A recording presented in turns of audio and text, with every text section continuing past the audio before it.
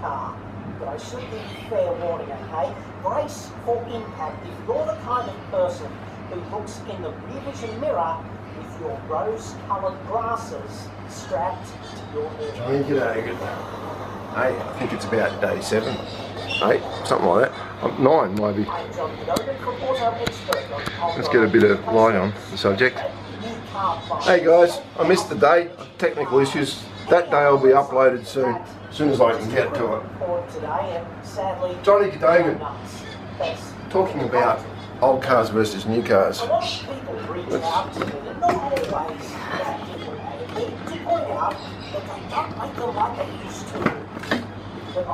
They do. These correspondents get it completely asked about. So let's compare two desirable performance cars about 40 years apart. One with a 5-litre V8, a big thumping bent 8, and the other with a 2-litre turbo engine. Completely arbitrary choices too, apropos of nothing, New versus old. to demonstrate how far cars have come in a million different ways.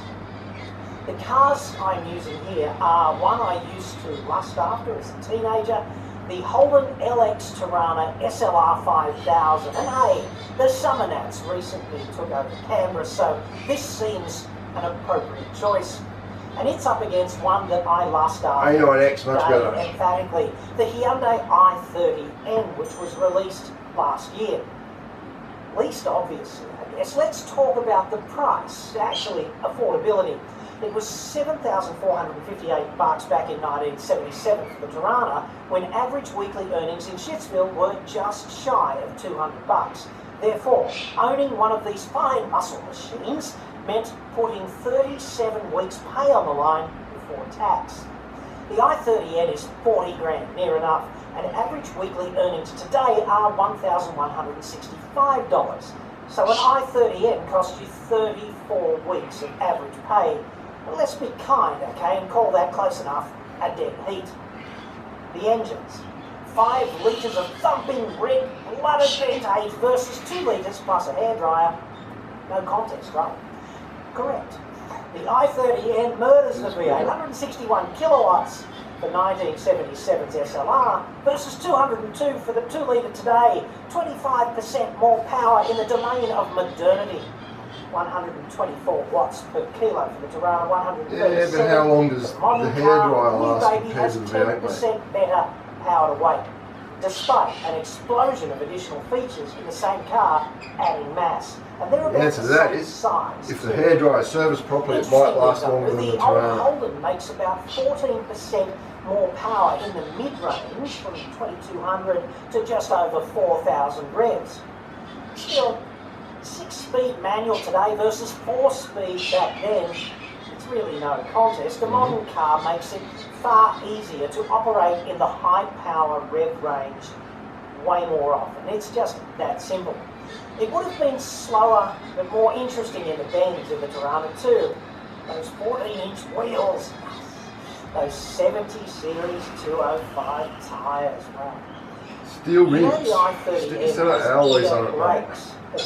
Lower it and put some springs in it. 18 and 17 inches front and rear respectively, the brakes on the i30N on 19-inch rims with 235mm 35 series tyres and 40 years of additional compounded carcass R&D built into them. And the tech. Yeah, but that's easy to change. Wheels and tyres you can do right now. Change the suspension and match it.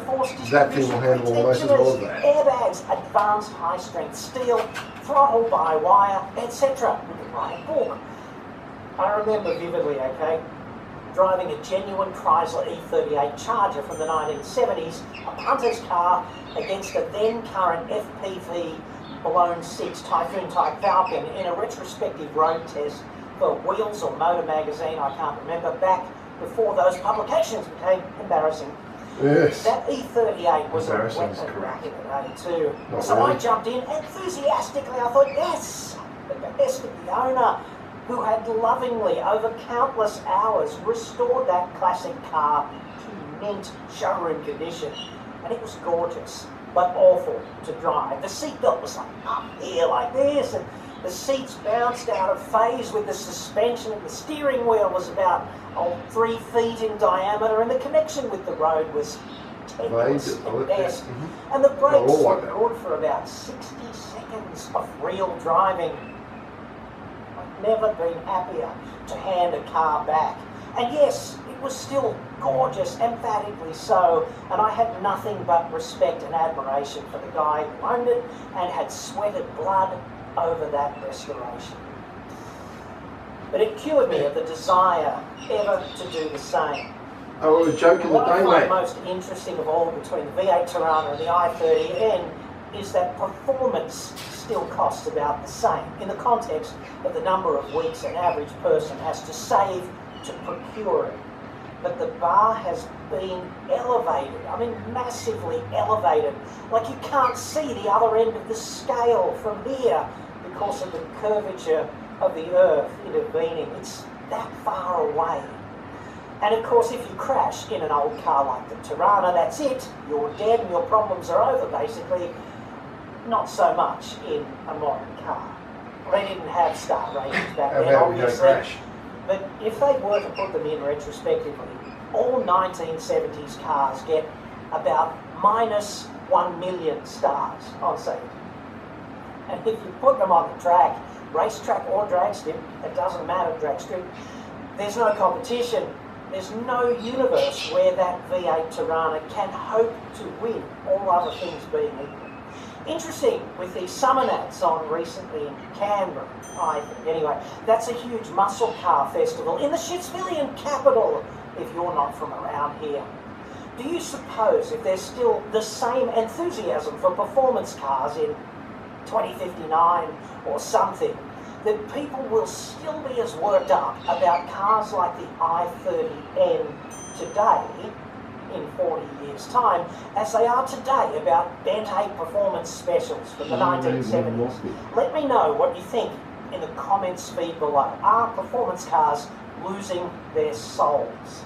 And before I let you go, interestingly, I just looked on carsales.com.au. There's a 1976 Tirana SLR 5000 with 220,000 Ks on the clock, currently on offer for, have a guess, $95,000. What do you suppose people will pay for that genuine 2018 i30N in the same condition around the middle of this century? Let me know on that too. About 20 years ago, I went to a lecture by Chuck Yeager, the guy who broke the sound barrier, a total death-cheating hero. Yeah. Gotta read his autobiography, edge of the seat stuff. So he talks for ages, right, about flying a P-51 Mustang fighter in World War II. He was an ace in that war, meaning he shot down 5 bad guys who were trying to shoot him down before getting shot down himself and escaping occupied territory across the Pyrenees. And there's Q&A at the end, so I asked him how he felt about flying Mustang versus all of the newer high-tech aircraft he flew subsequently as a test pilot, you know, the X-1 and the F-105 Thunder Chiefs that were modified to fly right up to the edge of space. Of course, frankly, it sounded to me as if he had a real soft spot for the older planes, like they were better, which is, I guess, how some people still feel about classic cars today. And he said, and I will never forget this, son, it's like this. The best plane is always the newest one. Yep. You cannot let nostalgia cloud your vision. Especially if you're a fighter pilot. And it's always stuck with me, right? Because I reckon that's true for cars as well, no matter how you feel about the old classics. You're not fighting somebody. What do you think about that? Let me know in the comments feed. 3, 2, 1, drop.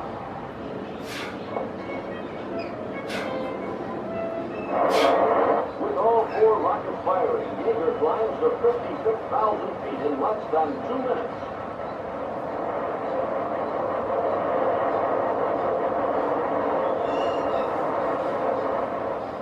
And he does it. The first human to crack the sound barrier. Now with propellant exhausted, Yeager reduces his speed and altitude to come in for a dead stiff landing at 160 miles per hour. And one of the Air Force's best-known flight test pilots has just set the pace for further research in upper air investigation. This flight marks the first milestone in the supersonic chapter in the history of aviation. And you were there.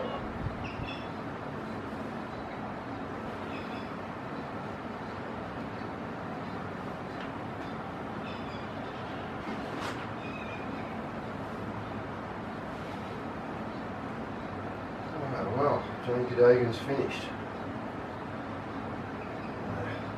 Yes, brand new planes are the best because they're the safest.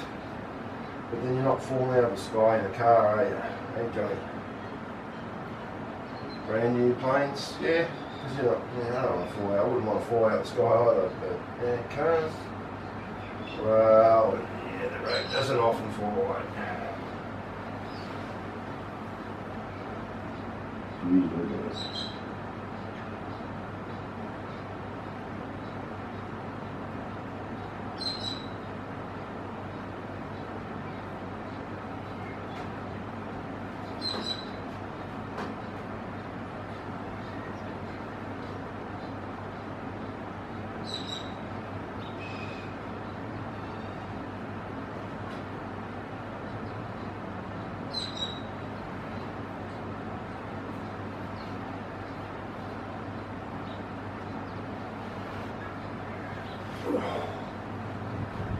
Oh, the old knees are getting it this afternoon.